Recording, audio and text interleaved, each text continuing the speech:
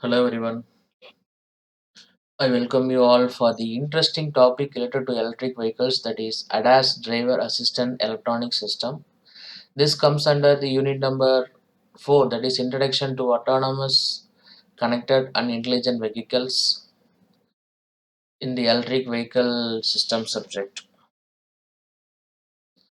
So before going into the topic we should know some basic things, that is what is the real reason for transition between the IC engines to electric vehicles, then what are all the key components in electric vehicles, then what is the inherent nature of the electric vehicles, then what are all the features of electric vehicles, the bridge, that is we have given electric vehicles with a new heart,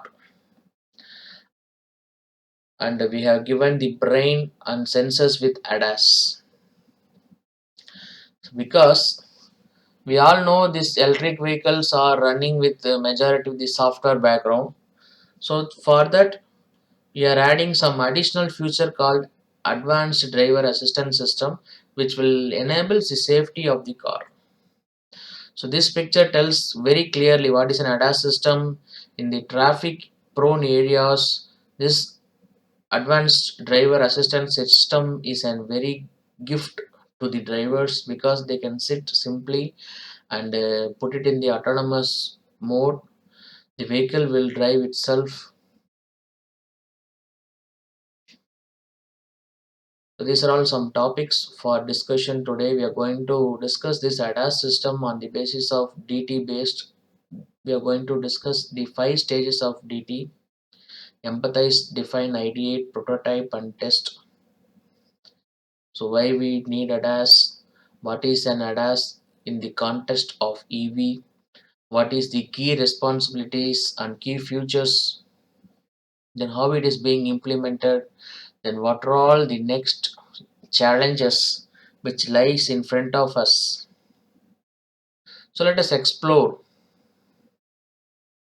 So the empathize, why we need smart cars, because the vehicles numbers are increased in very huge, accidents are very high. So in order to give more safety to the human beings, especially the car drivers and car users, we are going for this ADAS. So what is an ADAS system in EV? In simple, it is an simple alerting system, or it is an helping system for the drivers. It can give acoustic voice alerting systems, and it can apply automatic emergency braking. Then it can give some sophisticated sensor suites and computing hardware. So it is projected that the ADAS market is to reach by 83.5 billion in 2030. That is what the number says. It is very huge in number, but definitely it will happen. So, what is the use of sensors in this ADAS system? These sensors will give necessary inputs to the computers regarding the position, speed, and surrounding of the cars, so that the autonomous system will tell the car how to go and how to prevent accident, how to ensure safety. So for that we are using the sensors like radars, LiDARs, ultrasonic sensors, even cameras will fall under the sensors category. So these are all some features we are going to give in the ADAS system.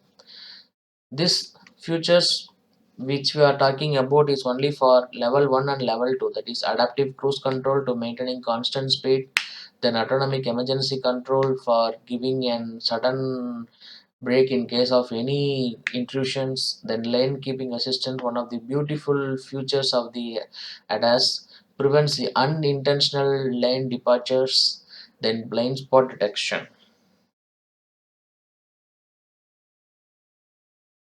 So in prototype we are going to see some interesting models. First, we are going to see about the Tesla autopilot.